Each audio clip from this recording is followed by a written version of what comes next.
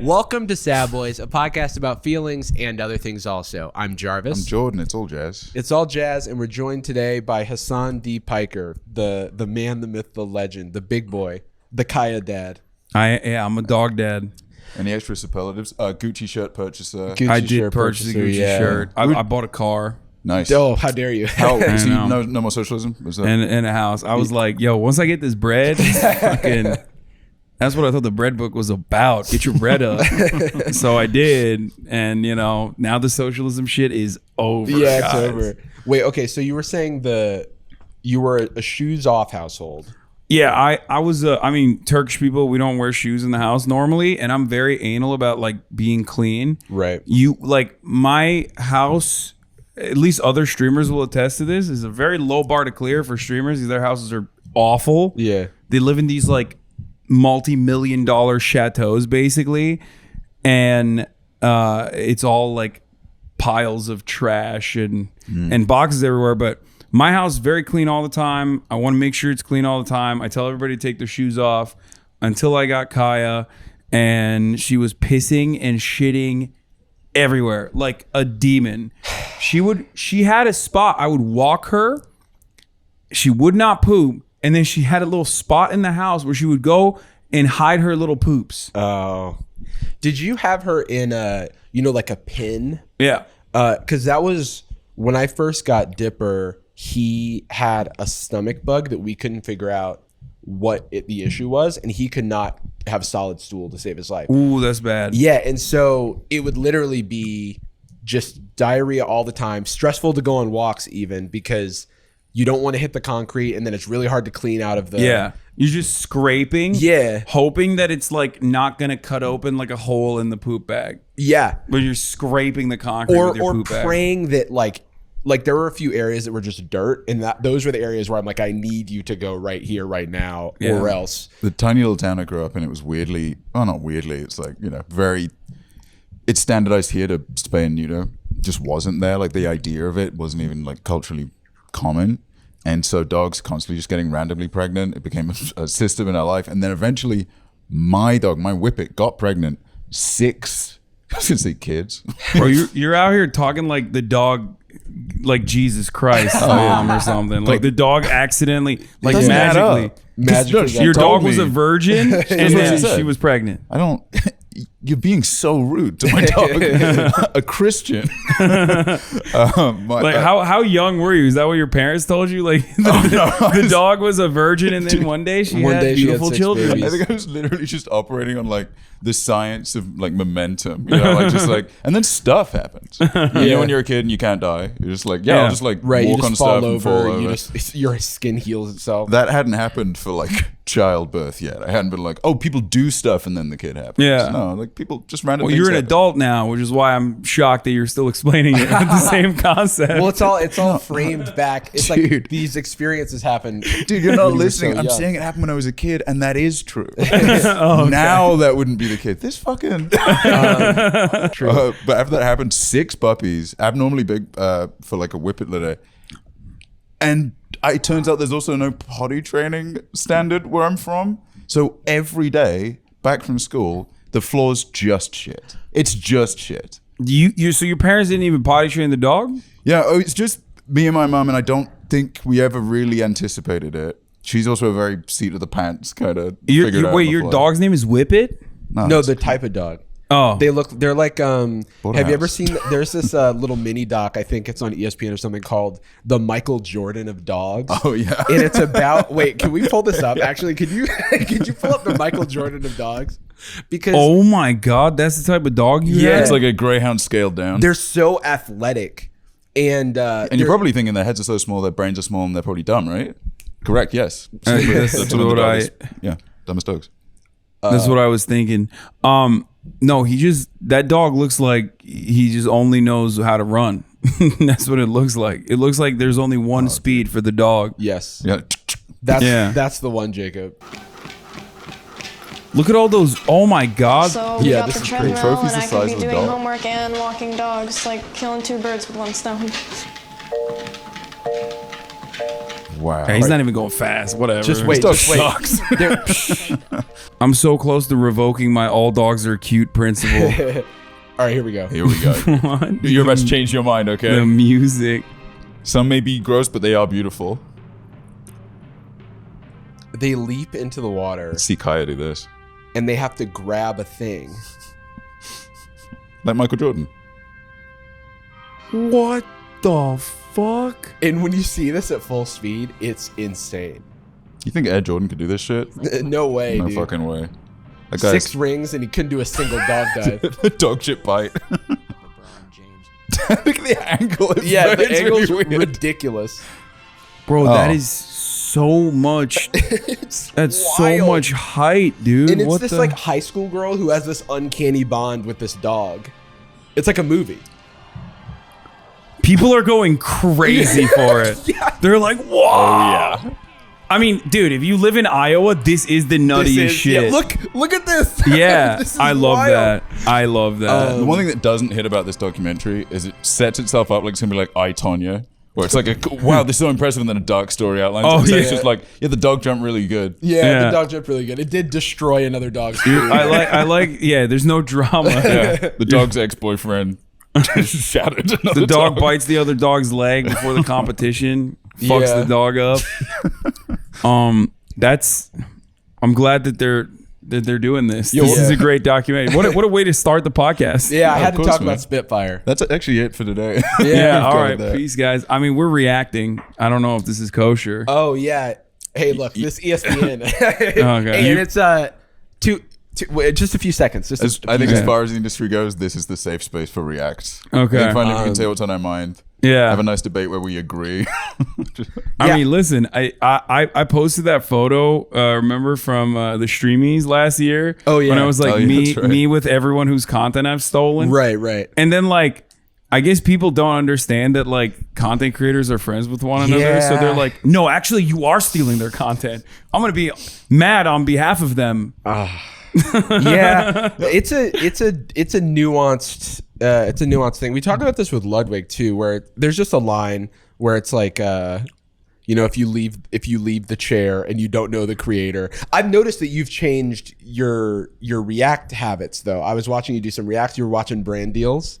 Is there like a big takeaway from like the Reactgate drama that you're just trying to? No. Oh, okay. I feel like as far as Reactgate goes, I've been in the crosshairs for this particular thing many times over.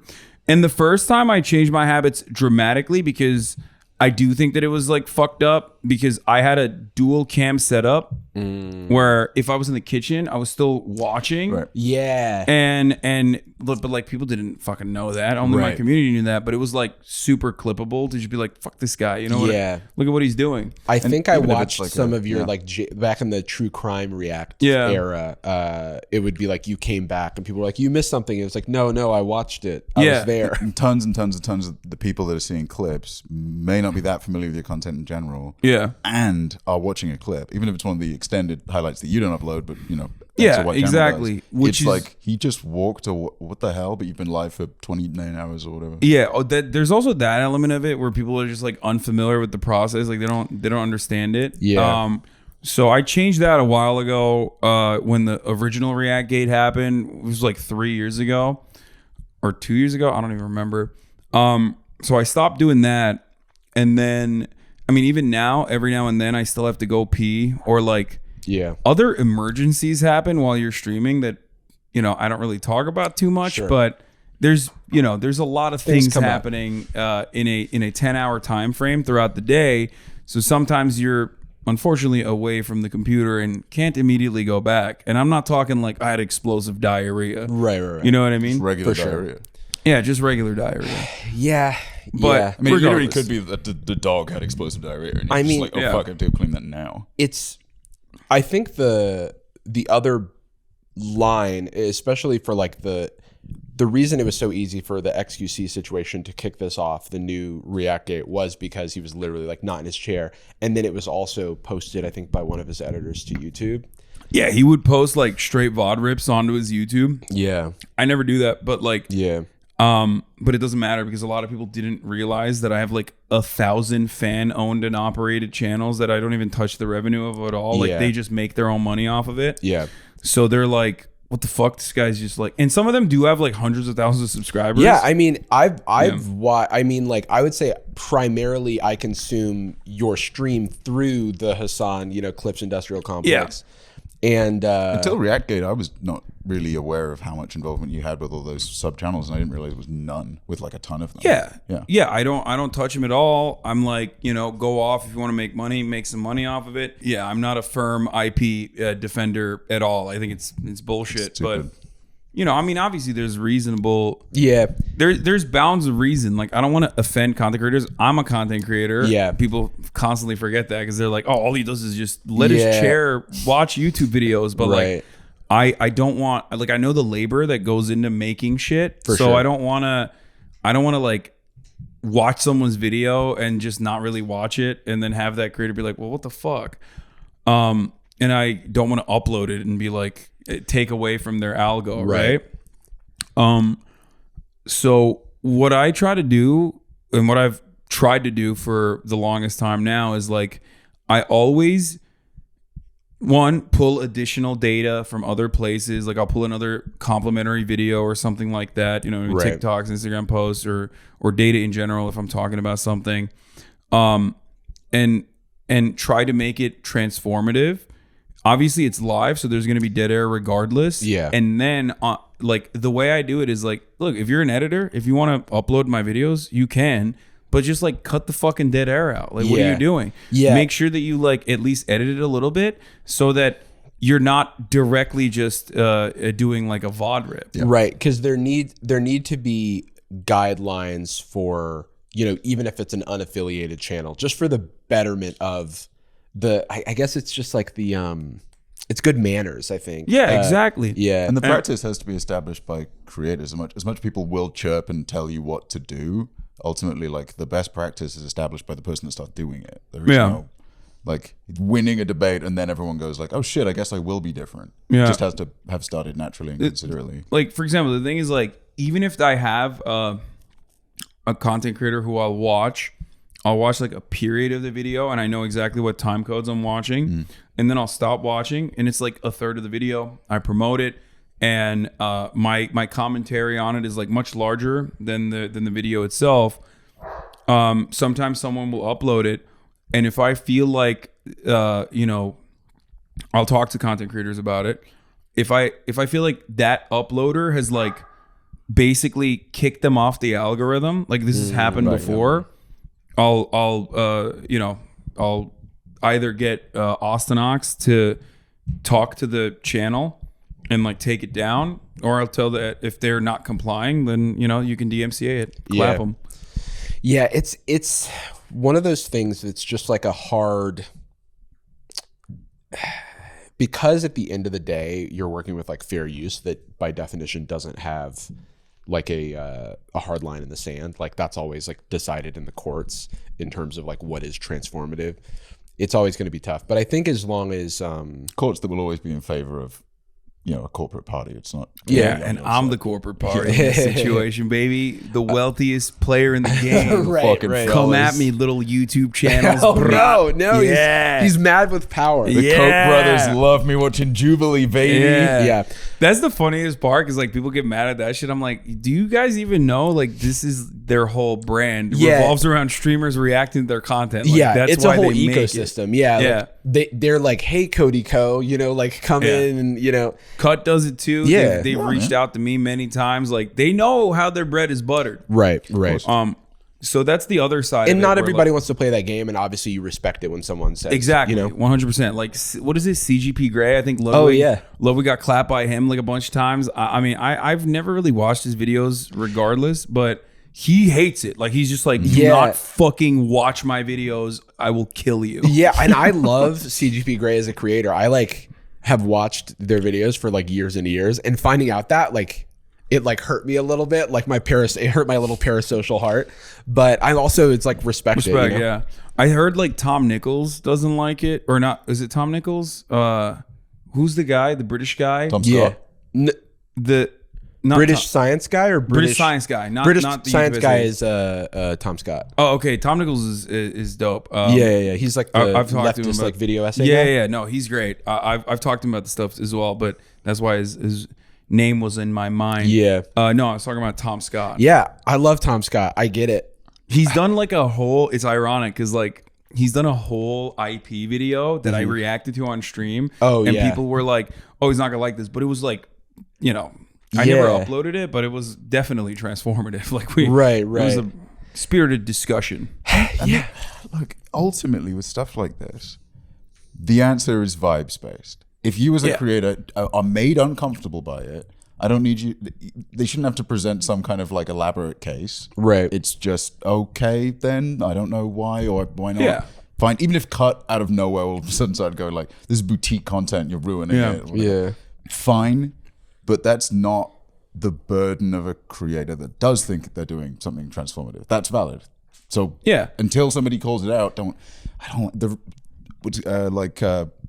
projecting on behalf of the audience is so annoying to me. Just being like, I feel like the creator would feel this way. Yeah. Half the time is dudes that nobody's reacting to that's chirping. Yeah. Which is like, don't worry, man. I'm not watching your stuff. I promise. Like, yeah, but He'll be yeah. watching my truck simulator video in no time. Yeah, Making it's just fun of like me.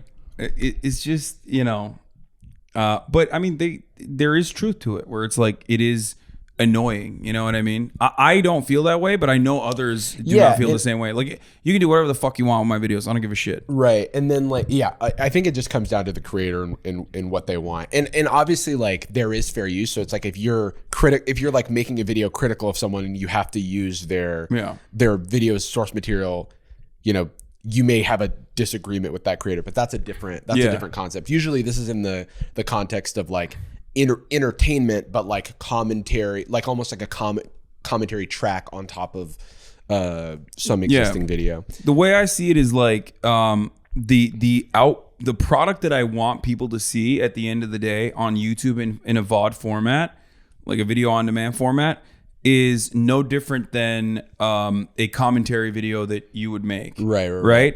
Like and I make enough commentary on a video that you absolutely could do that. Yeah. Which is why I'm always like, listen, these guys, like you gotta edit it a little bit more. Come on. Right. Like you're just straight up trying to be first to market. And then you take their thumbnails of the people that like I'm reacting to, and it's the same exact like you title. take them out and put another face in. And it's just like you just did the Mr. Beast app, but with my fucking the face. Chrome extension, yeah. I think in most cases, I know that it's valid because with a lot of creators, I may have watched the video they're reacting to and then I will watch the react. Yeah. Because it is very different thing. Oh, as a consumer, I am like brain broken in the way of, I think I've talked about this before, where I love watching a movie and then watching a ton of like videos about the movie, or watching a video and watching a ton of... I begrudgingly watch movies so I can be an elitist about whatever the reviews say. Or I get recommended like people, like I'll watch a video myself and then like you or like somebody else will react to it and I'll be like, I could watch it again. I don't know. It's like at the end of the day, I'm like, it's like I'm listening while I'm like, you know, on a run or something like that. So people see it as like a 1-to-1 where they say that it's like you're completely working to like push the other original form of content off market. And I think that in certain instances it can be like that, especially if your input is just like, oh wow, that's crazy. Yeah. Or not anything at all. But if you're like genuinely providing commentary, like, or I guess in my case, duking it out with chatters who have a very different opinion on the subject matter that I'm looking at. Yeah. I mean, the reason why I'm late today is literally because I was watching this lady get arrested by the cops for like doing a prank phone call.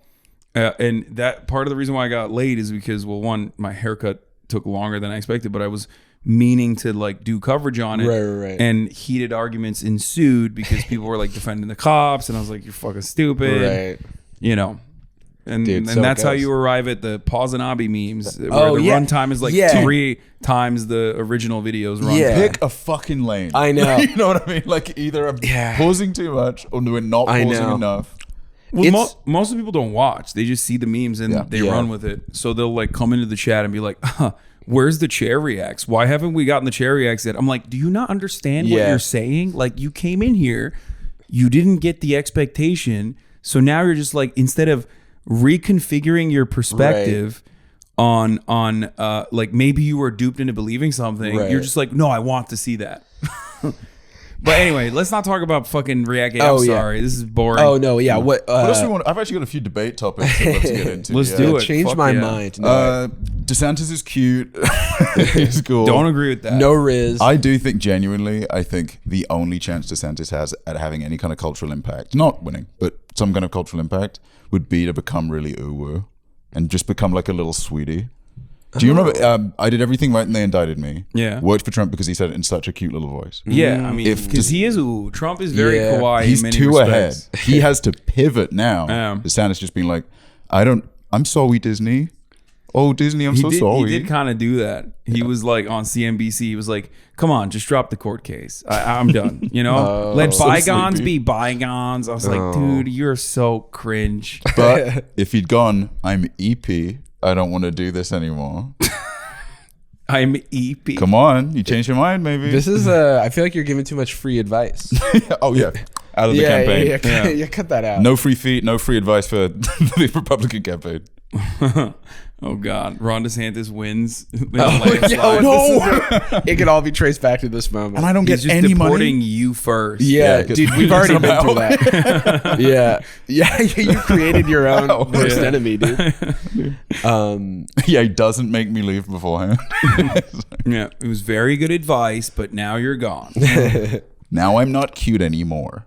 Yeah, he's got some great ideas. Do you guys talk about politics on this podcast? If it's interesting.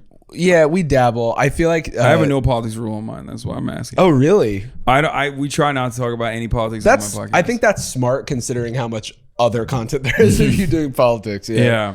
I think if there's nothing of value to say as far as what we specifically would think, you know, I think advocating for things we agree with, we'll talk about. Yeah. Or if there's something that we see like that's a public take that we just watched the cop slide incident, for example, because it's Can't very stop. funny. Yeah, Yeah. that's But then like, if somebody were to reply being like, we're trivializing the police, it's actually epic. we're bacon. trivializing police brutality. Yeah. Then it's like, Police are no. I mean, not we made a police stop. doing brutal things. Brutality Violence upon against police. Yeah, by slides. It's underreported. yeah, like not police fatalities, but when like Scorpion does a fatality on a Yeah. police officer, yeah.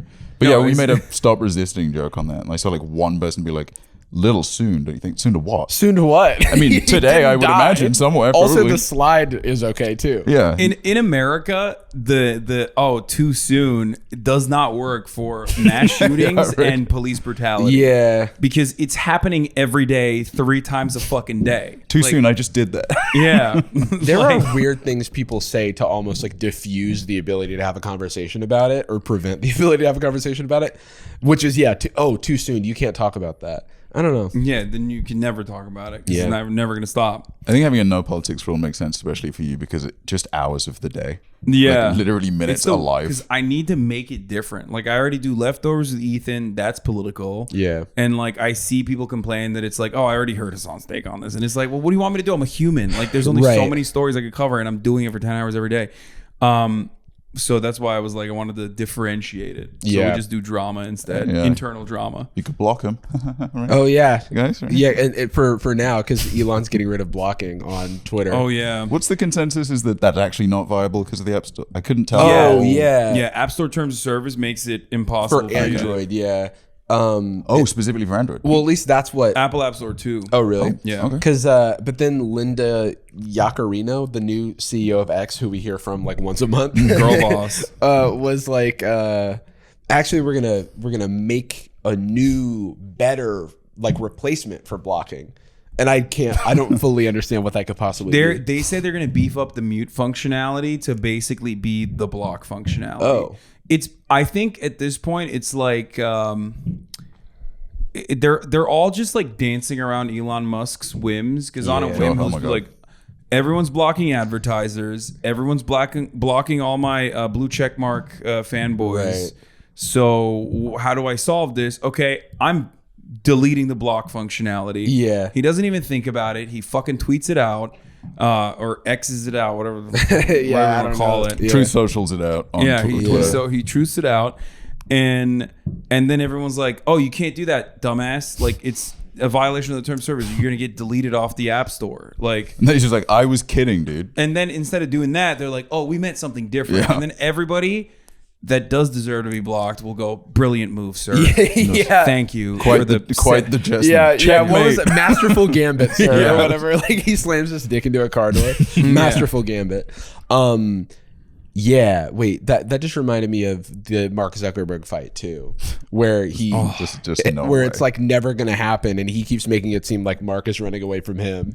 It's so funny that he's saying that, and I don't think even his fucking fanboys believe it. Yeah, no. Whereas Mark is like, I'm doing this for real, dude. I am the BJJ man. That's fun. I don't have any all he needs to do hobbies. is post another shirtless photo and it's over. You know what I Yeah. mean?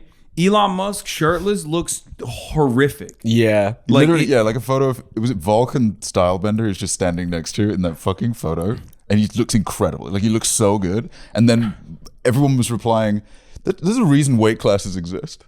Yeah, he would actually be able to run at him. I don't exactly know what. I Like, don't know. No, I don't. I mean, most people have never done any like any kind of martial arts or anything, so they're just like talking out of their ass. I think like the amount of cardio necessary for combat sports is insane. Yeah, Like, and it's not even transferable to like other sports. yeah, Because it's not just cardio, it's technique and also a tremendous amount of usage of muscle in a very particular way. right. And you get gassed out. That's why like rounds don't go like.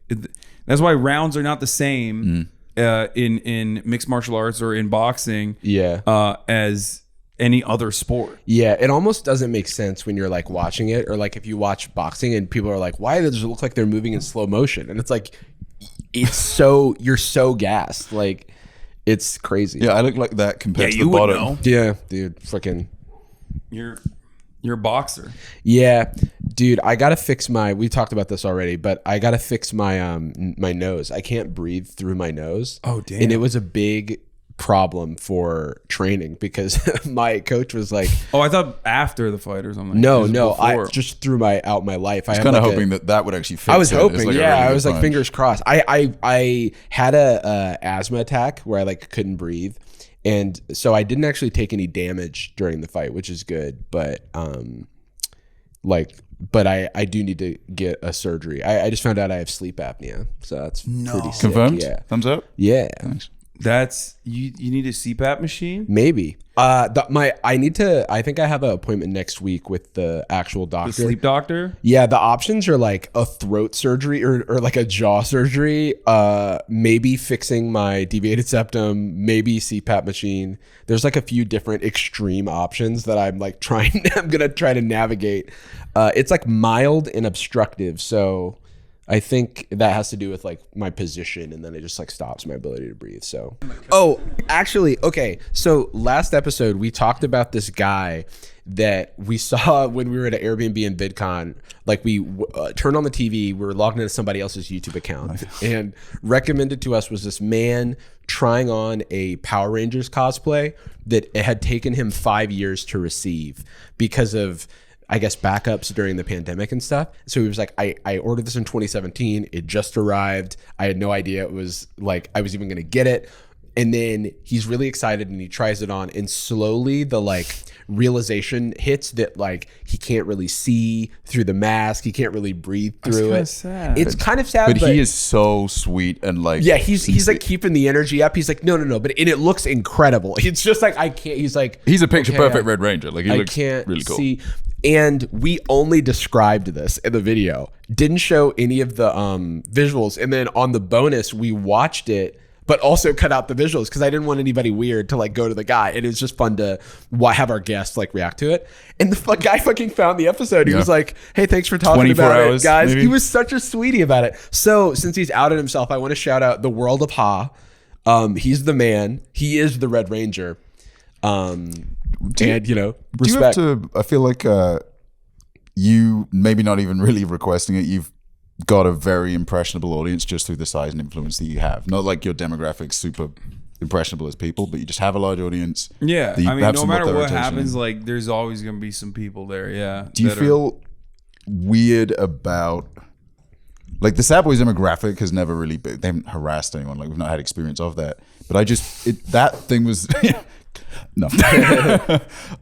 Get your money up. Yeah. What do you mean? My fear is always Get your licks in. it's not.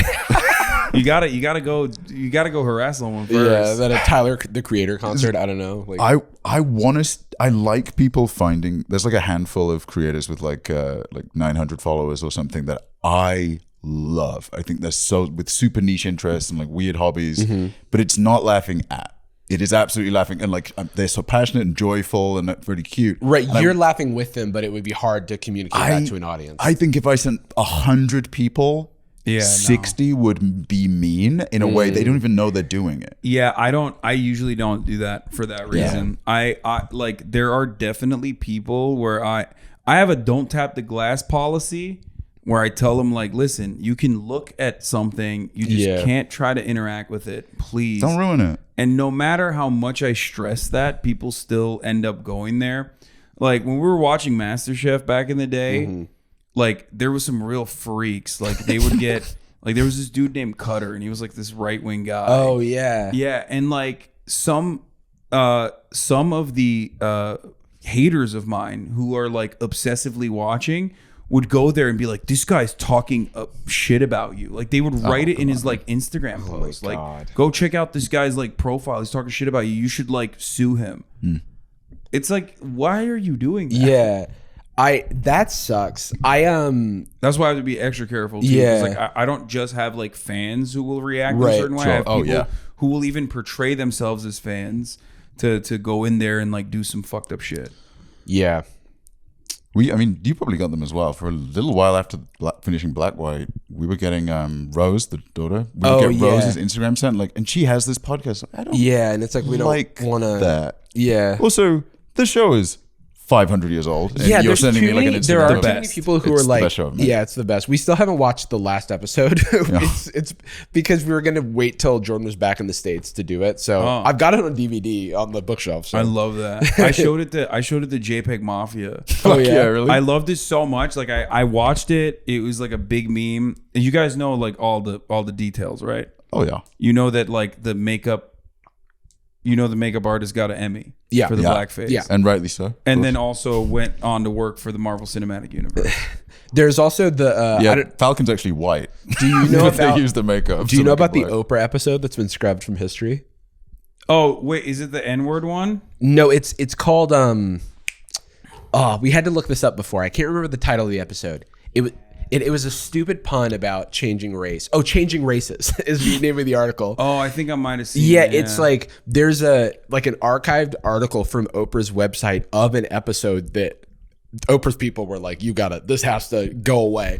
But she had on the cast of Black White, and there's a GIF that is still archived where they did a what will your race look like in different like you put Oprah's face in it, and then it's Oprah like flipping through a bunch of different races. Yeah, it's wild. That's awesome. I always love that interpretation of you defeat racism by doing the funniest possible version of racism. Black White also, we talked about it I think when we reacted to it. Whiteface technology is so underdeveloped. Yeah. Blackface technology has been cooking Literally. since the 20s. It's like, Dave Chappelle, it hasn't changed since the Chappelle Yeah, show. that's a very good point. Yeah, it like everyone looks like They put powder on. Yeah. Like a lot of powder on their faces. which ties into me getting canceled on Twitter. Yes. That's right. I texted him. I woke up at 4 a.m. because I had to take Kaya out to pee. And of course, because I'm brain broken, I immediately went on Twitter and I'm getting all these notifications. And I looked at one of them, I clicked on it, and my response to you had like 12,000 likes. And I was like, Yeah. I was right.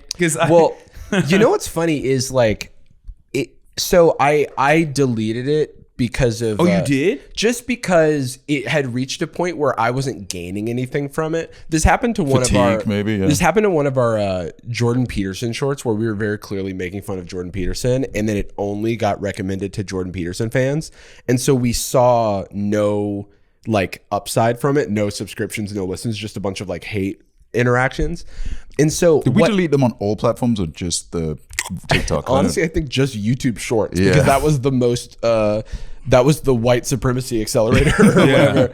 And no, so the tweet had a good ratio. You know what I mean? Pull it up, right? It's on No, screen, I don't want to do that. It was when I woke up to see it at 4 a.m. It had 77,000 likes. Yeah, it had like 80 some odd thousand likes. My response to it was when it was at like 1,000 likes. I replied and said, "This tweet 100% is going to leave the intended audience."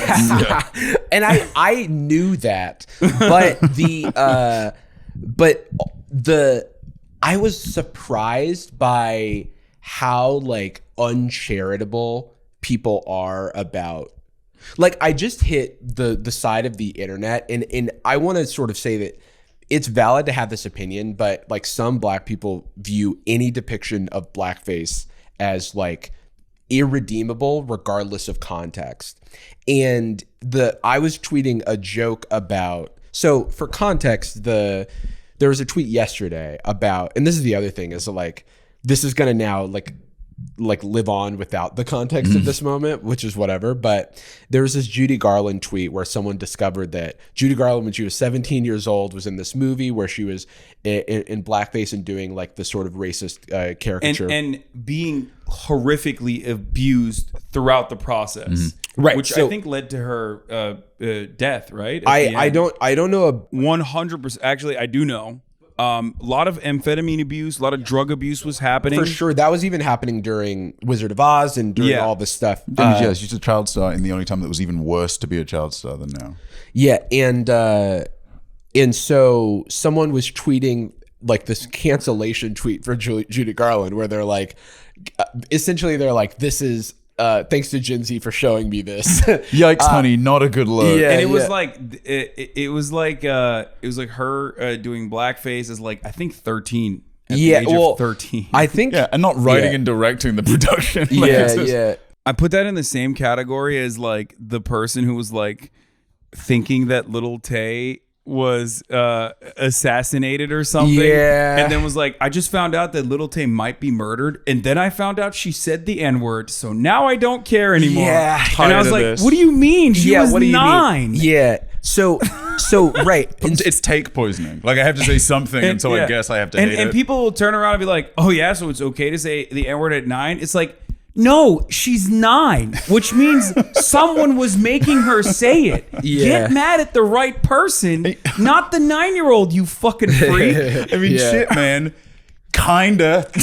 Like more than as an adult. It's like so mind-boggling that we have this like incredibly like black or white, for lack of a better word. Binary, approach, let's say. This binary approach to like a racist act has occurred. Let's not investigate it further to understand like if the perpetrator was fucking 9. Like why are there any laws around additional protections for minors if we are not operating under the assumption that they don't know what the fuck they're doing? Right.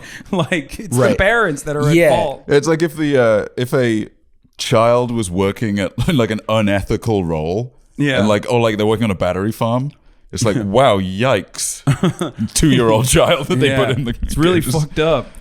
So At the racism factory, which Judy Garland was working at. Founded age 1. Yeah. So I sort of tweeted a parody of this tweet, basically with the same structure of Ken Jeong from Community, who a show you didn't make. A show we should mention. A show that I you didn't make Community. One of my greatest regrets actually. It's fucked up. Dan Harmon called me up when I was 14 years old, and he said, I don't think "Do that's you gonna want work." to?" Yeah. I was like, I just don't think anyone cares He about called you up community college. for that episode only. And you were like, I'm 14 and I love and I'm in, blackface. and I signed me up.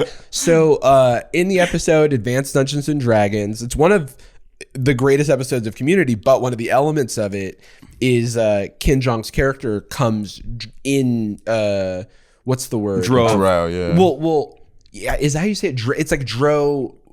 He's like a night elf. So he's a night elf, and he says that he's a night elf. Yeah. But his skin is painted like pitch black with white hair, which is like, if you look at fan art or if you look at like artist depictions of this character, it's like that's what it is. Yeah, in some canons they are just pitch black. Yeah, and so the show is having him do this. And then there's a side joke about, you know, Shirley's character says, are we just going to ignore that hate crime? And then he immediately like gets killed and leaves. The joke is how not okay what he's doing is. And so to me, I was saying, also the fact that they, you know, the show is criticizing blackface or criticizing the use of, it was saying blackface is bad. Yeah. And a brave take. Yeah. And so the fact that episode got taken off of streaming services, I was a little bit, you know, critiquing that as also a surface level take of this thing. And that was the joke, to take a surface level thing. Obviously, jokes are not allowed on Twitter. Comedy is not legal now. You use this like weird parody, you said it was? Yeah, parody. That's when it's real and you mean it? But okay, listen. Right. So, And you want you want it to happen to everyone else. That's right, yeah. Yeah. So what I will say though is that there are some people who believe that like there is no way to use blackface in a way that can even criticizing blackface's use in media by using blackface is bad. Like some people believe this, and I don't want to debate the merits of that, but I found myself sort of there was a small quote tweet. It didn't have a lot of likes, but it was like enough people where I'm sure you get this all the time and you're numb to it, where people were just like, oh yeah, the white half really jumped out on this one. Oh yeah, I saw that one. Glad I finally or never watched this show, or oh, he doesn't have any black friends, so I stopped watching his videos. And I was like, this is so, I like looked at people's profiles and I was like, these are teenagers. Yeah, no. They're When like you see, so young. Yeah, when you see like a it's not an anime. I don't know what it is. It's like a different kind of Yeah. art. Like when you see that, immediately I'm like, this is either like a racist pedophile, Right? Or well, usually it'll be like a person of color, Yeah. like, is a character. So then Yeah. I immediately know, oh, this is like a kid. Like this Right. is like a 14-year-old, Yeah. Zoomer, 14-year-old teenager who's like really invested in like whatever the show is. Right. Yeah, they're and watching. so that type of thing is so interesting to me because it's almost like they don't have object permanence. Like if they haven't seen me, they've probably only seen me hang out with content creators and other people who have an audience and not like, you know, actual like, and I do collaborate with black creators. We've had like, it's just like a not true thing, right? Sure. But it's so much less fun to chirp about. But it's so much less fun. Yeah. And so, but it kind of hits on these things of like, the sort of, you know, we did an episode many years ago about like, are you black enough? Where it's like, there's so much of like wanting to take someone's blackness away, where I like did not, it's like, I found out I had a white father from a DNA test, you know, when I was 28 or something. Like I didn't know white people growing up. And so for someone to like project this a experience on me that I didn't go through and so confidently like spout it out it's such an internet thing. Yeah. And I was like, I just don't want any part of this. I'm no longer gaining anything from this. I got a lot of flack for even responding. Which Really? I didn't even say anything like No, positive yeah. about. Like, I just said it's definitely going to go out of the target Yeah, audience. yeah. Like it's leaving the intended audience immediately. Yeah. And people were like, of course Hasan is in here advocating for white supremacy. Right. And Yeah. I was like, hell yeah. I know. That's my shit. I love that. so odd. Thank you. So Nick came on. We do tea time with Nick, and he just shows me TikTok tea because he's a TikTok tea guy. Everybody knows this. He's never done anything before that, and he's never done anything after. Nope. He's a TikTok tea guy. He's a cyberbully. Yeah. Anybody you don't like is actually his best friend. Yeah. So he came on the stream and he showed me these girls. They were trying to be J-pop idols. Oh. Betty Chan was the number one. I think I've seen this. the number one lady. He's like, kids? They're not kids. They're like young adults. They're Right, like in their okay. 20s, but they're still young, and they want to be J-pop idols. And it's like cute, but it's also very cringe at the same time. But a big part of what I talk about always is like how insane and unhinged people get on TikTok and on Twitter, and like immediately dox people, which these people had been doxed. No. Right? So like come on the on. one hand, we were just like joking and making jokes about how cringe they were, but also on the other hand, we were like, how insane. Like, please do not. Like, I Yeah. can't believe people dox these people. It's crazy. So what ended up happening is, I ended the stream, and then the next day I found out that like people were canceling me and Nick, saying that we were responsible for the demise of this J-pop idol group. And I thought it was very strange, especially because these tweets were getting like hundreds of thousands of likes. Like, people were like, fuck these, guys, like these people are just like having fun. Oh, you think everything is cultural appropriation? I never even said that. You know what I mean? And that's when I realized, like, I mean, I've known this already, but a good defense mechanism for when you get like hate online, a good way to realize that it's not real and it doesn't really translate to anything in the real world is, can you describe it to like a bus driver? You know what I mean? Like, right. Can you describe it? Like, can I describe this to my brother who is, a dude who builds satellites? Yeah. Like Anybody that's brain is not like radiated. Yeah. Like he's just like, he has a private Instagram account with like 30 followers. Right. Can I describe the situation in like under a minute? Yeah. Yeah. No. If the answer is fuck no, then it's like insanely idiotic and it's just gonna go away. It's not a real thing. It feels so real in that moment. Where you're like, these people hate me. Yeah. And then you realize like, oh no, they're like genuinely mentally ill people out there, and you can't really tell because they're online and they have an anonymous account, and other genuinely mentally ill people are clicking like. It's that easy. It doesn't take any effort or time. Yeah. So you can't think too much about it. They think so passively that they also retain really passively. So if you ask in a month, like, do you remember that Hasan and Nick stuff? They'll just go like, oh, they killed someone? Yeah. Something happened, I don't remember, but I do care. No, one of my friends had one of these things happen where they got caught up in some super viral tweet thing where everyone was saying that they were racist. Mm-hmm. And the leader of this stan group that caused this, a year later, DM'd them and was like, hey, I'm sorry for all that trouble I caused. I actually have become a really big fan. And he was like, you ruined my my mental health was in shambles, because he was pretty young at the time. Yeah. And it was like his first entanglement with that sort of situation. And it made me feel like he obviously felt really shitty about it, but I felt shitty too, because I remember talking to him through that. Yeah. And he's talked about it now in retrospect, and like he's compartmentalized it kind of now because he's older and seen more of it. Yeah. But like, I think if you're socialized on Discord, you just don't understand the stakes of like humanity.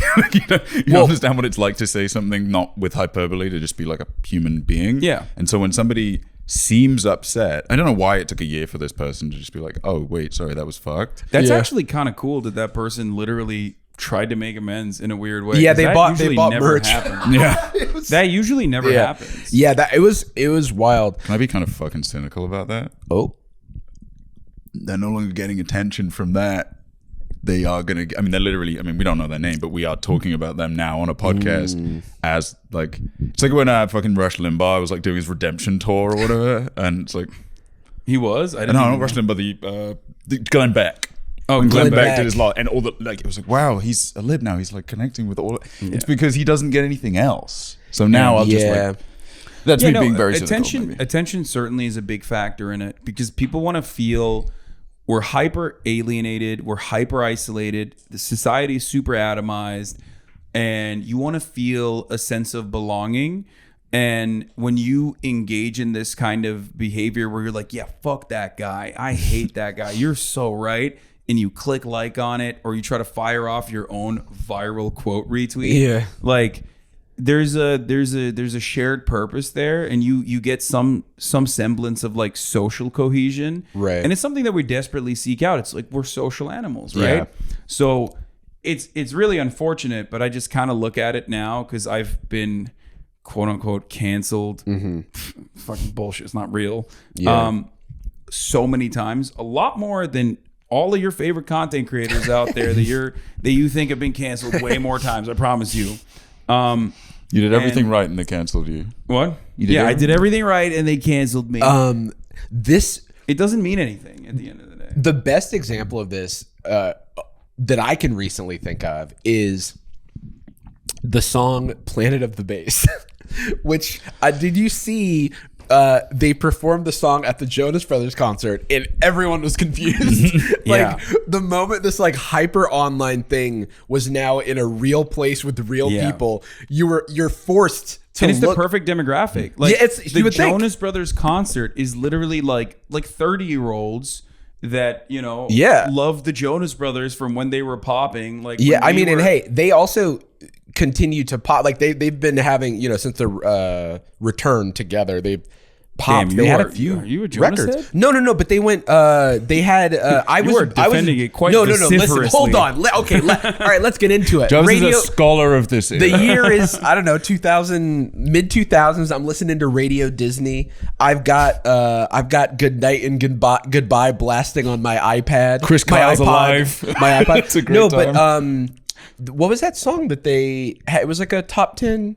This is- I'm the sucker. Wasn't that top 10 on Billboard? It's not my ear. Oh, In no, America, Sorry. I Sorry, Yeah, this I wasn't in America. no, at the time. no, I no, don't no, no, think- no. this is a recent song. This is what I'm talking. It's like very recent. Like the Jonas Brothers like got back together and then they've had like top 10 hits. Oh, like is it the one with like ooh ooh? There's those little like yeah. But anyway, the whole point is, yeah. When was this? What year was Sucker? Oh, it is. 2019. Yeah. Oh, yeah. damn. Yeah, no. So they like came back. Yeah, and they Number one on Hot 100. and they had some big number one on the Hot 100. Like okay, so I'm just saying they've had modern hits. Have you seen the? I mean, to jump on what you were saying before, the clip of Ninja flossing in like 2020. It's like this was huge, and no one has any idea what he's doing. Everyone like Yeah. the ball's going down. They're like that. Okay, man, shit. Yeah, it's like it's on the internet, like really niche communities can have massive followings, and that truly warps our sense of like how actually popular they are in Right. mainstream. An example I used when I was talking about this exact same thing the other day was the one that you just talked about, the Jonas Brothers concert, where like when something that is like hyper specific but like really popular seemingly online on Twitter or elsewhere, Yeah. in the real world could be totally just like confusing to the average person Right. because they're like, what the fuck is this shit? Yeah. And yeah, I mean, another example is like XQC is super popular Right. online and super popular on Twitch, one of the most popular Twitch streamers. But like, if we're walking down the street, the likelihood that someone is going to recognize me over him is infinitely higher because of the Right. nature of the content that I create and like the accessibility of it in comparison to what he does. Yeah. And I obviously it's like different demographics as well too, but I guess the point I'm trying to make is, you know, once you start getting death threats regularly, you're not gonna worry about it anymore. Right. Yeah, I think I muted a lot of words like right when I first got in the game, and I haven't seen a lot of like hate crimey stuff, but I think it's because I muted those words because I did used to get it a fair amount. I hope Elon destroys the mute button next. Yeah, the muted words. He's like, he gets rid of muted words. you have to see the bum fights. You have- everything. Yeah, Yeah. dude. These My videos go hard. My whole Twitter feed is like snuff films. Yeah. It's like It's so crazy. hey, this crazy, like watch a guy die. Yeah. Like crazy clips or whatever. Yeah, they're like, you have to see live leak shit. Yeah. His idea of running a social media platform is awesome. He's the weirdest man, dude. And then, Yeah. like, even if you were some kind of psycho that wanted to see those videos, the replies are that's the worst thing is replies now. It's ruined. Replies are bad. I know. left more good replies to interesting tweets than the tweets themselves. And now Yeah. my thumb starts cramping. I'm spinning past a bunch of people that Yeah. called like the intellectual marble man or something. it is the dumbest people because like who would have thought people who are stupid enough to pay $8 are not going to have the best takes to be boosted in your replies. You win the internet today, good sir. It's all It's those just guys. it's so bad. This one made me LMAO. Like, I read this those in your replies. voice. Yeah, going through that and ads in sponsored yeah. tweets in a reply thread, it's just like destroyed the app. yeah. But I don't want to talk about that app anymore because it makes me sad. I want to talk about One Piece, which is my new favorite thing. Hell yeah. Listen, brother, I've busted out some of my old Shonen Jump. So I used to get these when I was a kid, and we have this. It's become a Sad Boys Sad Boy's inside joke now, but when I was a child and I never actually read One Piece in these because I was more of a Dragon Ball guy. I had a friend come over and he was looking at this logo and I was like, oh yeah, Nepic, it's great. Because as a child, I didn't notice that, you know. Oh my God. Yeah. But I have been You've been an Epic fan now. You've been vindicated. I've been vindicated because, you know, at the end of like One Piece manga, there's like a Q&A with Oda. That question has come up. Oh, really? Someone was like, something Nepic. And he's like, it's funny how little boys and girls like don't recognize the letters. And I was like, yeah, that was me. But this is on you, old man. I guess I don't know if we talked about it really last episode, but we went to Curtis and Jenna's wedding reception. Their one in Canada. And on the like 6 hours of flights there and back, I speed read through One Piece. So I'm now at like chapter 130. Oh wow, you passed me. Wait, yeah. what are you at now? Like Wano or something? I'm before Alabasta, like right after Oh, never mind. Yeah, You're yeah. nowhere near. No, I'm way past you. Yeah, there's like 1,000 some odd chapters. And Yeah, I'm I like was 10% in. Yeah. I thought it was like okay. Because I recently got the mangas. I burned through the anime all the way to a time skip, which I'm sure you've heard. I've heard about a time Yeah. skip. So and then the pacing gets really awful after that for the next arc. Which is when I was like, I have to buy the mangas. I can't do this anymore. I've talked about it quite a bit. One Piece fandom will immediately recognize that, but it's really good. So you're at Alabasta. So they just left. I just don't want to spoil anything. That's why I'm trying to tailor it. Whiskey Peak is just finishing. They're leaving with like Princess Vivi or whatever to like get to Alabasta. So that's where I'm at. I've been trying to jump back because it's been like a decade since I read any One Piece. Oh, yeah. I'm having the same issue I'm having with Berserk, where I've read like hours and hours of Berserk. Picking it up again now, I'll jump into a random chapter in the future and be like, oh, this is nothing I know. Jump back again. Yeah. And I read 5 chapters and be like, no, I have seen this. I know I exactly hate what this that. is. Yeah, that was like my big ADHD experience reading as a child, where I would like reread things over and over again because I didn't know. Like you're an ADHD haver, right? Mm-hmm. When did you get diagnosed? Laugh at him. When did you get diagnosed? The Real Victims Society. Nobody talks about our plight enough. Everything we've been through. Yeah. Yeah. When did you like learn that you had it though? When I came to America, 2009. Oh, right. Okay. Yeah. Because I found out like a couple years ago, and it like sort of made my whole life make sense. But what was that like for you? Wait, how old? Oh, that's for college, right? Yeah. So you were an adult. Yeah, I mean, I was 18. I don't know. I have a really weird approach to ADHD where I just feel like it's just a thing. You know what I mean? I don't think that's weird. I think that's pretty normal. People get really touchy about it where they're like, I feel like people, like ADHD Twitter at least, or ADHD havers are a little bit sensitive about the way it's portrayed. Like, it's I don't think it's as debilitating in general. I mean, depending on the severity, of course. Yeah, it's like, I don't think it's as debilitating as like, you know, not being able to see, for example. Yeah. I don't think. Yeah, you never want to play that comparison game, but it's just like I've figured out ways to develop healthy habits, right, and like build a really regimented, very rigid work structure that I have to follow to a T, by the way. Yeah. Or else like everything around me falls apart, certainly. But I figured out methods of dealing with it. I think that bothers. I think when people feel underrepresented about anything, they are more fervent about who their advocates are and like who their avatars are. Yeah. So if you don't do it right, like not a lot of podcasters of color. If we're black wrong, we're in deep shit. And like ADHD, especially, I've got a lot of feedback. I've talked very publicly about like what my medication is and how it balances out and stuff like that. My meds help a lot, but I can actively, like my chosen quality of life, the things I do have control over are a huge part of it. And people don't like that. They do not want to hear that. Instead, they want to kind of give the responsibility only to their medical care, which don't, and then other people will be like, no, it's only working harder and only having willpower and sleeping well or whatever. Yeah, no, it's not that. I think it's a bit of both. It can be a composite. Yeah. Like that's same with everything. Yeah. You have to eat well to get stronger, but you also need to work out to get stronger. Yeah, the big one for me, I talk about this a lot, is like rejection sensitive dysphoria. Are you familiar with this? What is that? Okay. I want to describe this to you and see if it's like something that you've experienced.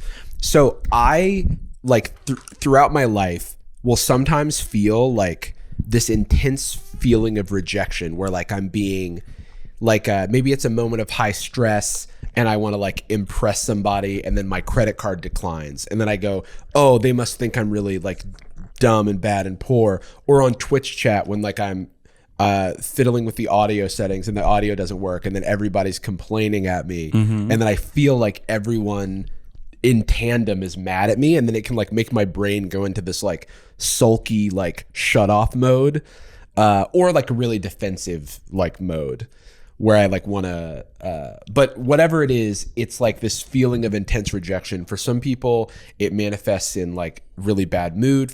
For me that's more it. For other people it can manifest as physical pain. But not everyone with ADHD has it. It's just like it's like a comorbidity or whatever. It's like just a thing that exists with it. But that was something where I got sent a paper about it from a doctor, and I was like, oh, this is like why I would be kind of quiet in high school when my friends would make fun of me past my threshold. You know what I mean? Yeah. Like I'd be like, oh, okay, everyone really does hate me now. But yeah, I just thought that was, I don't know, normal. I feel that way too, but I don't know. I think it's a scope shift. It's a scope thing with mental health, where like people look into potentially having depression, and then they go like, no, but everyone's sad. It doesn't matter. It's the same thing, you know. And it's just more severe, I think. Yeah. Do you think that has an impact on streaming at all? I mean, you got a lot of chirping voices. Yes and no. I feel like my ADHD probably helps a lot in many respects because like I can move from subject to subject matter with ease without even, thinking about it at all. And ultimately I feel like that is probably good in a weird way for people to like constantly stay on and like constantly be like, what's he gonna do next? Like, what is he gonna cover next? Like, what are we gonna talk about next? So having Subway Surfers playing at the bottom, like, pretty much. Like it's just like I think there is definitely that element to it, but I've never like really explored the depths of that at all. Partially because I guess like I'm a bit of a boomer in that sense where I feel like I don't want to hyper medicalize everything, like every facet of existence, because I think that it's not necessarily like dampening it or refusing to reckon with it or acknowledge it necessarily, but like I feel like working to overcome it without being super hard on yourself has been a healthy coping mechanism for me in living my life without thinking about it too much. I do think that's really healthy. I think like not being hard on yourself is like a big key. And it's just the way I mean my shit is the worst of is just like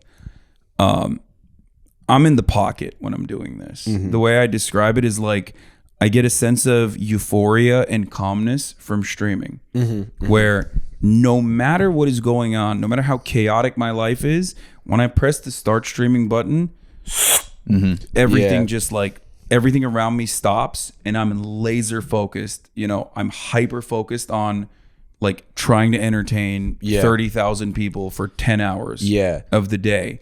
And that gives me a sense of purpose, but also it makes me even if I'm like having a tough time on stream or if I'm angry or whatever, it creates a quiet in the world around me. Same with like being on a podcast or speaking. But social settings, for example, unless I'm like goal oriented in some way, I have a really hard time staying on track. I have a really hard time staying on track. I have a really hard time paying attention. People like I do a lot of stuff that people consider rude, and I don't mean to be. Yeah. And that is probably the worst aspect of it for me is like in social settings, everyone always is like, I'm already like an intimidating looking person.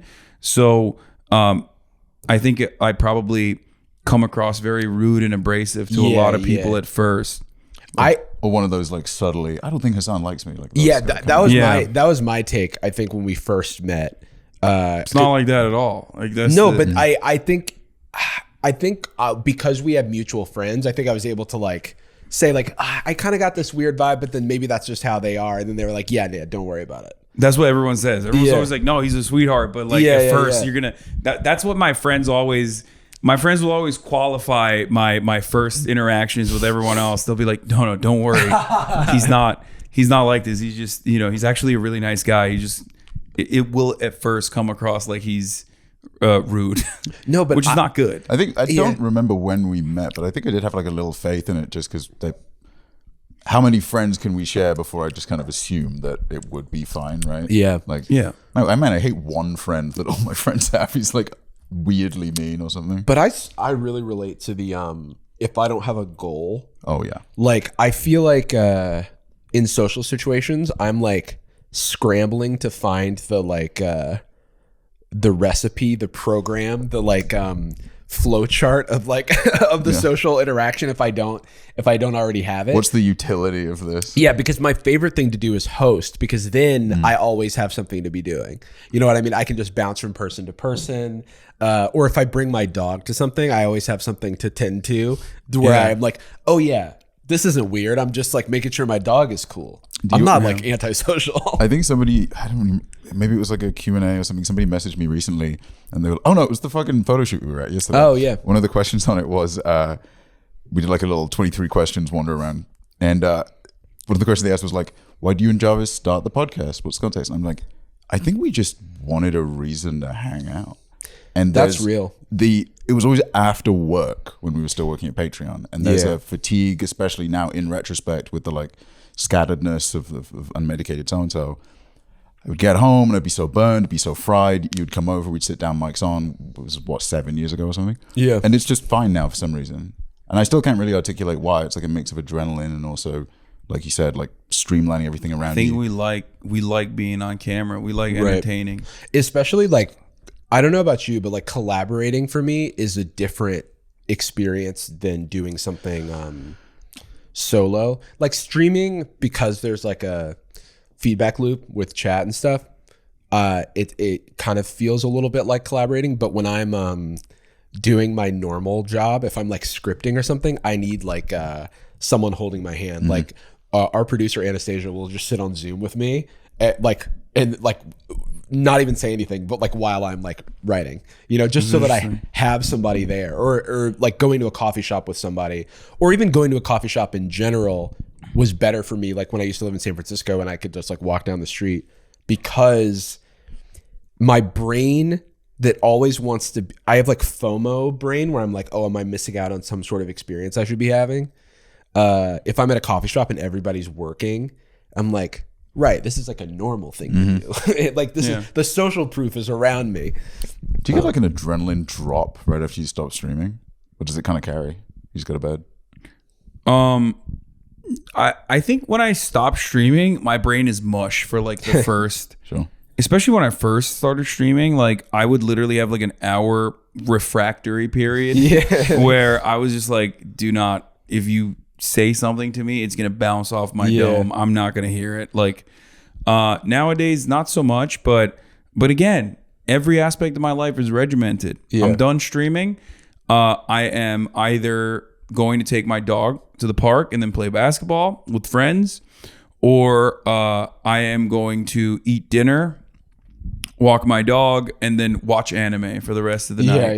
You know what I mean? I have like a show that I'm going to watch. Right. Doing something like that after you've accomplished the thing you were going to do. Yeah. Oof. So for me, it's like, I don't have a single moment in the day that goes to waste. That feels very much like a not it feels like a coping strategy, but it feels like a healthy thing to do for like, it feels like you found the healthy thing to do for the kind of brain that you have. If that makes sense. Yeah. Like I wake up every day at the same time. I eat pretty much the same meals. I tweak it around a little bit, but like I will eat the same exact meal at the same exact time for 6 months to 8 months on end, without getting bored of it and loving it like it's the first time I'm having it. And then one day I'll be like, I'm disgusted by this food now. I can't eat this. Yeah. And then I switch it, and then for another 6 months I eat the same thing. And like obviously I let loose every now and then. You know, I have dinners and whatnot. But overall, like literally every single day, my training, my reading, and also the podcast I'm listening to like try to keep up to date with what's going on.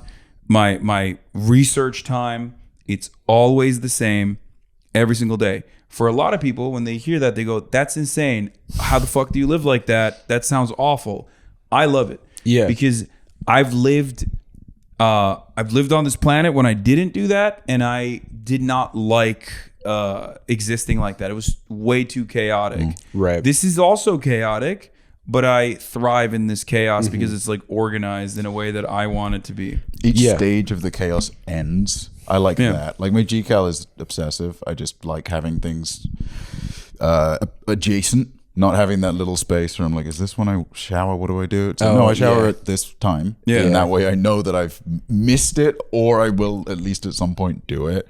I mean, that's one of the reasons I like doing the podcast so much versus like BB, who's currently wrangling the dogs. They've quieted down. They probably petered out. She's been helping me out with a bunch of production stuff, and I've been putting off recording an ad for 2 weeks. It was due like the following day. Oh yeah, I hate that. Is the worst part about it. But recording with her on the phone, done, easy, immediately. And my video still isn't finished. That's really interesting because it's like I'm gonna think about that. I might take advantage of that and like try to get help in that regard, because there are a lot of things that I just like always put off, and I will never do it. I will never ever like parking tickets. It sounds so basic, and it's just like it's literally going to take 10 seconds. Yeah. And I just will not do it, and it just piles up for a year. Yeah, I mean, I remember putting off like when my insurance changed, like this is years ago, I was at Patreon. I remember putting off a doctor's appointment for like 6 months that I really needed to like go check out. And then when I finally did it, the call took 90 seconds. Oh yeah. And that like juxtaposition felt insane to me, but like it was so hard for my brain to get over that hump. I am still right now, I think about 40% of my brain has been taken up with this, what feels like the worst, biggest obligation. And part of it's the trauma associated with it. But I have a tiny 5 minutes, 10 minutes maximum task to do for my visa application. Oh, the current visa is amongst the most important things in my entire life right now, because there's only X amount of time left. Every day I wake up and I go, wow, this could be the last August 10th of my time in America. You know, it is front of mind all the time. I wake up thinking about it, go to sleep thinking about it. I have done for years at this point. I have to update my resume for the application. The rest of it's ready. And it's a devastating I don't have task. to write it. I have to update it. I have to like change a couple dates and like alter the No, description. I totally get it. It's been 7 weeks. It sounds like such a simple thing, and it really is a simple thing, but I totally understand. Well, as simple as easy, right? Like they're not quite the same. And sometimes a hard thing is very easy because you can just focus on it. Yeah, and, you know. I get it. But the worst part about it is it weighs on you. Yeah. It being always in the back of your mind constantly. I have to get new parking passes. It's been like a year and a half.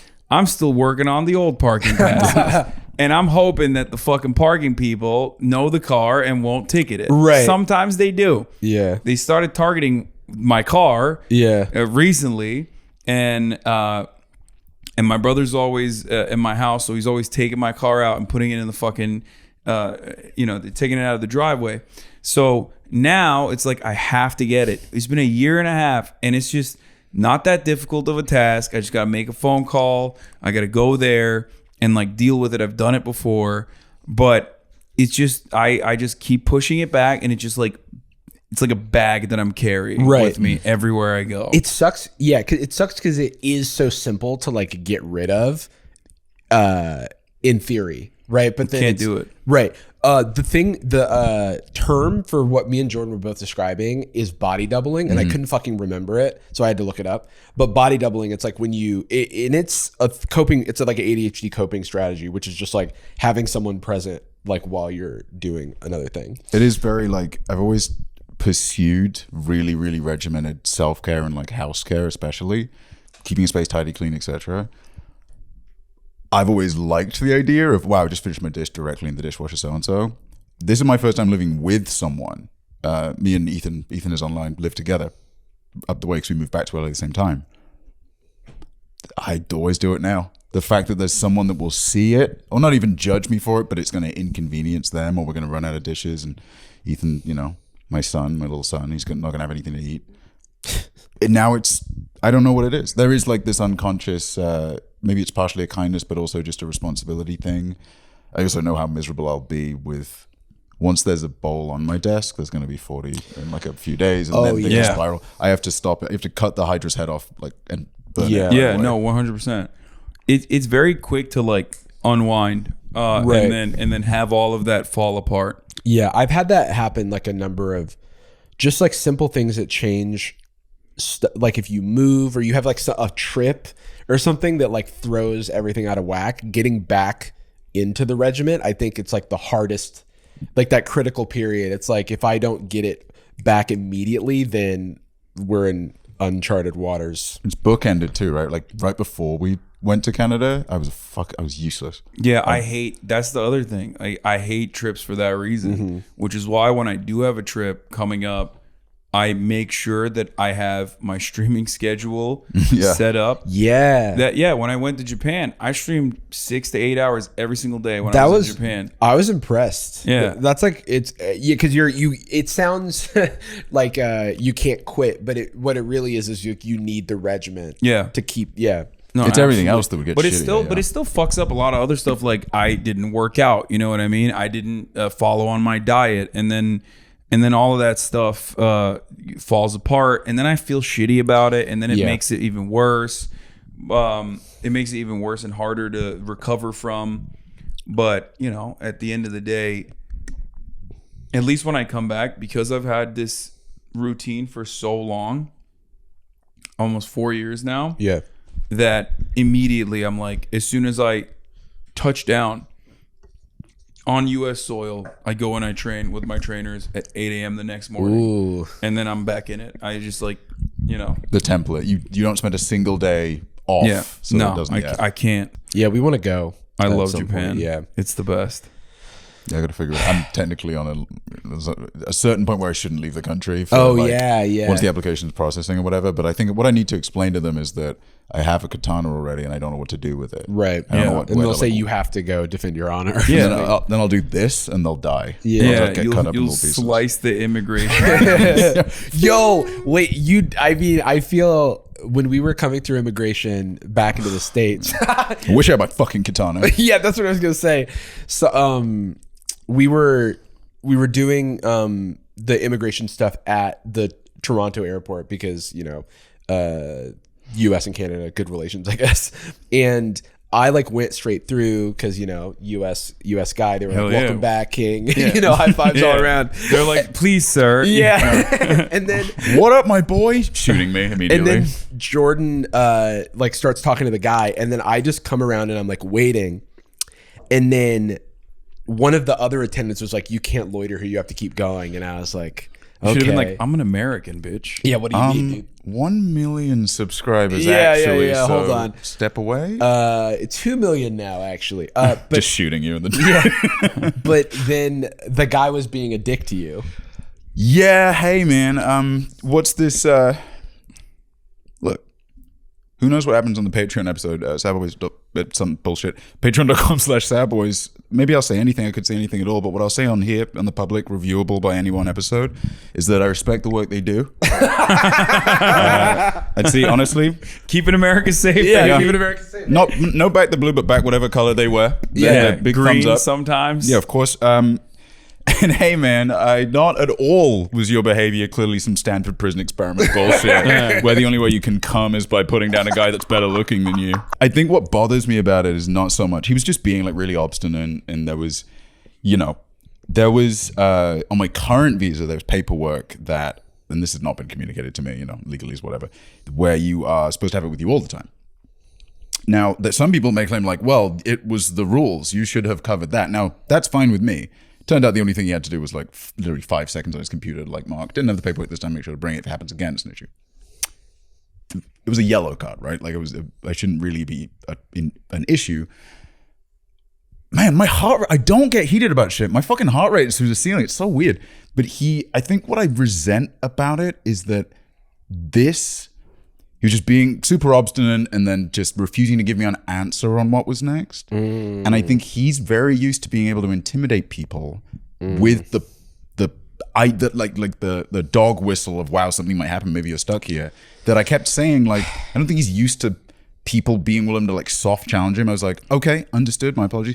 What should we do? Yeah. And he wouldn't answer it. Like he would just be like, well, it's supposed to be with you. Fuck. I'm like, you know what you're doing. You're delaying this because the answer is, well, I don't have to do fucking shit. I have to do something real quick on my laptop. I'm trying to teach you a lesson or something. And it was completely, I think what bothers me about it is that people that abuse even a soft position of power is just like, I don't know. It's everything we were saying about like people chirping online and so and so. It's like, they're so deliberately not being considerate because the thing they want is to feel good at the sacrifice of like, hey man, like, yeah, sure, block somebody. I don't know the circumstances of all people's visas.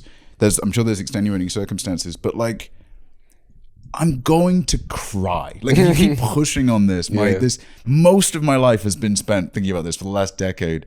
Just don't, man. What do you get out of this? A little feeling, a little flex real quick. Teaching an undocumented immigrant what's what. Wait, come to think of it, brother. Okay. Hell yeah. Maybe a patriot, I will say. Of course, move all the stuff I said. Cut that out. He was hot. He was so sick. Yeah, he's actually my king. He's so epic. Teaching you a lesson. Let's just land this plane. Speaking of... Yeah, should I get my shit together? Speaking of immigration. Do you have a printer? Papers, please. Thanks, Hasan, for joining us. Thanks for having me. This was great. Always a pleasure. Much nicer than the people who hate you online would have you believe. And we will be continuing this podcast on patreon.com/sadboyz with Sad Boyz Nightz. The Patreon-only exclusive podcast where something exciting is going to happen. I'll say the thing I definitely didn't say on this. Yeah, episode. we're gonna mud wrestle. We're gonna mud wrestle. The dogs are gonna be playing. Yeah, we might have a little cameo from the dogs. Yeah, that'd be fun. You can see them compared in size now. Which is surprising. But yeah, we end every episode of Sad Boyz with a particular phrase. We love you, and we're sorry. Boom! Unleash the dogs. The dogs are here to squad. Say hi. Hey, buddy. Oh, yeah. No, they have not stopped. Have they been going this whole time? Yeah. I gathered a bunch of episodes of Blue Bloods and came up with some fake names. In a episode list, 2 fakes. You tricked me. Yeah. Gucci girl, how you doing? How you moving, girl? Moving, girl. How's your day looking? That future girl, yeah, we on now. Take my money, go away, all you want it. Get you rich from me.